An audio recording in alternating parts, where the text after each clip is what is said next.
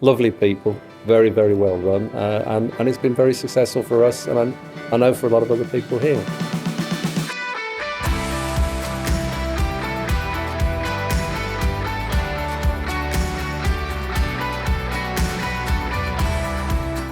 So yeah, and I met some really lovely people who can support my business, who might want to work with me.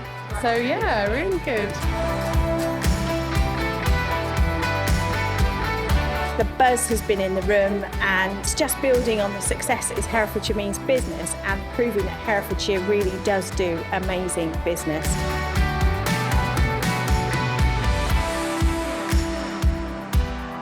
It's been marvellous. I've met lots of people I wouldn't have otherwise have met, and which is what it's all about. Networking is to see people that you wouldn't have met unless you come to places like this.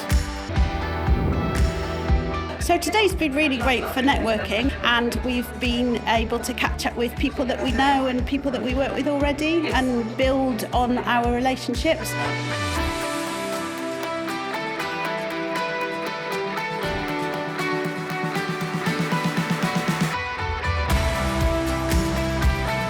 Sometimes you can feel like you're just on your own. When you come to networking places like this, you realise you're not alone.